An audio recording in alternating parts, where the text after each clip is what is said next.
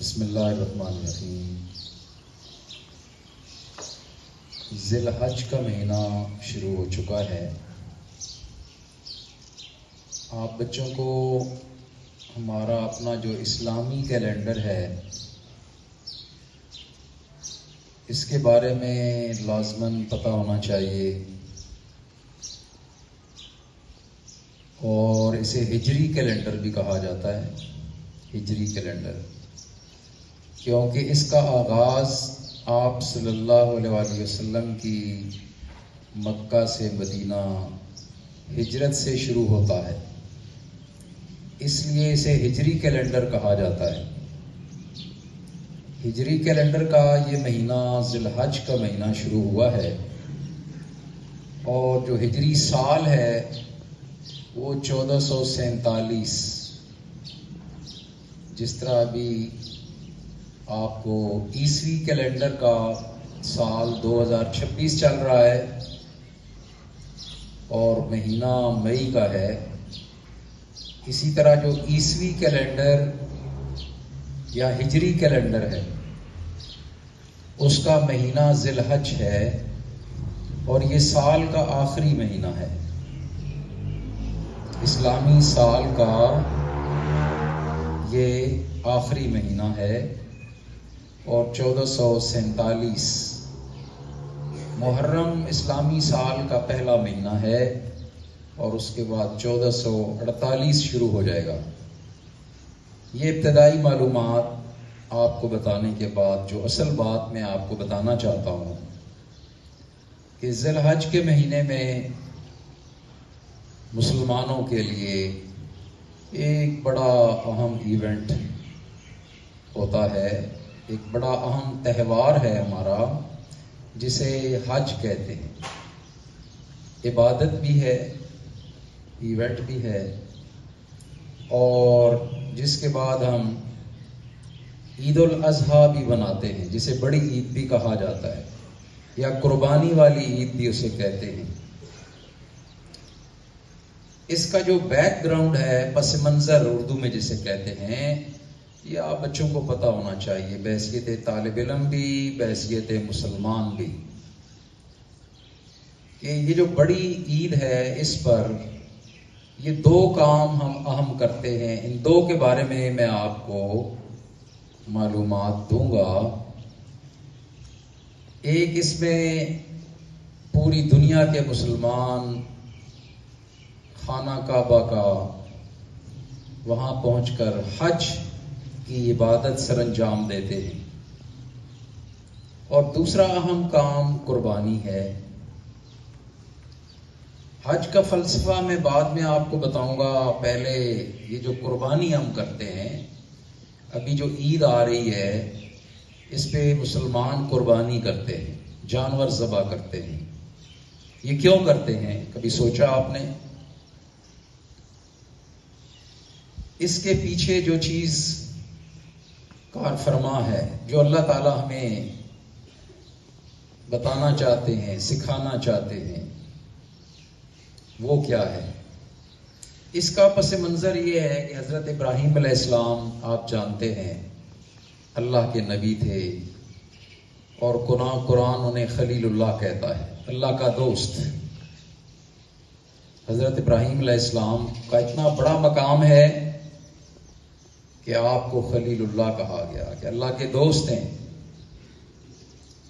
حضرت ابراہیم علیہ السلام نے خواب میں دیکھا، اور یاد رکھیں کہ اللہ کے نبیوں کا خواب وہی ہوتا ہے، اللہ کے انبیاء کے جو خواب ہیں وہ وہی ہوتے ہیں۔ تو خواب میں دیکھا کہ میں اپنے بیٹے اسماعیل کو اپنے ہاتھوں سے ذبح کر رہا ہوں، اور یہ بھی آپ کو پتہ ہونا چاہیے کہ حضرت اسماعیل علیہ السلام آپ کے اس وقت اکلوتے بیٹے تھے، بعد میں تو اللہ نے اور بیٹے بھی دیے، اکلوتے بیٹے تھے، لاڈلے بیٹے تھے۔ تو جب خواب میں دیکھا کہ میں اپنے بیٹے کو ذبح کر رہا ہوں اپنے ہاتھوں سے چھری کے ساتھ، تو یہ چونکہ وحی تھی صبح اٹھتے ہی بیٹے کو بلایا اور کہا کہ بیٹا اللہ کا حکم ہے کہ میں آپ کو ذبح کر دوں۔ اب آپ سارے بچے ذرا سوچئے نا، آپ کو جو اپنے ابو یہ کہیں کہ بیٹا میں آپ کو ذبح کرنے لگا ہوں، تو آپ کیا کہیں گے؟ لیکن حضرت اسماعیل علیہ السلام نے کیا جواب دیا، ذرا آپ سنیں۔ قرآن کہتا ہے یا ابت افعل ما تؤمر۔ اسماعیل علیہ السلام نے کہا کہ ابا جان جو آپ کو حکم دیا جا رہا ہے بس آپ کر گزریں، آپ مجھے ذبح کر دیں۔ کتنے تابعدار بیٹے تھے، وہ بھی بعد میں اللہ کے نبی بنے۔ تو لمبا واقعہ ہے، مختصر میں آپ کو سناتا ہوں۔ ہاتھ میں چھری لی، چادر لی، بیٹے کو لیا، ویران جگہ پر گئے، بیٹے کو لٹا دیا۔ اب بیٹے کو پتا ہے کہ میں نے ذبح ہو جانا ہے، باپ کو پتا ہے کہ میں نے بیٹے کو اپنے ہاتھوں سے ذبح کر دینا۔ کتنا مشکل کام ہے دونوں کے لیے۔ اس لیے ابراہیم علیہ السلام نے اپنی آنکھوں پر پٹی باندھ لی تاکہ بیٹے کو دیکھ نہ سکوں، اور چھری چلا دی۔ اب دیکھیں نا، اللہ کی ذات دیکھیں کہ اللہ پھر کیا کرتا ہے۔ جب اللہ کا بندہ اللہ کے لیے ہر بات، اللہ کی بات مان لیتا ہے، مشکل سے مشکل بات، بڑی سے بڑی قربانی دینے کے لیے جب کوئی اللہ کا بندہ تیار ہو جاتا ہے، پھر اللہ تعالیٰ اپنے بندے کو آزمائش میں پورا اتار دیتے ہیں۔ اللہ نے کیا کیا، ابراہیم علیہ السلام کو پتہ ہی نہیں چلا۔ جب انہوں نے گویا ذبح کر دیا، آنکھوں سے پٹی ہٹائی تو دیکھا کہ ایک دمبا ذبح ہوا پڑا ہے، اسماعیل علیہ السلام سامنے کھڑے۔ قرآن میں آتا ہے وَإِذِ ابْتَلَىٰ إِبْرَاهِيمَ رَبُّهُ بِكَلِمَاتٍ فَأَتَمَّهُنَّ۔ ہم نے ابراہیم علیہ السلام کو چند باتوں میں آزمایا اور وہ اس آزمائش میں پورے اترے۔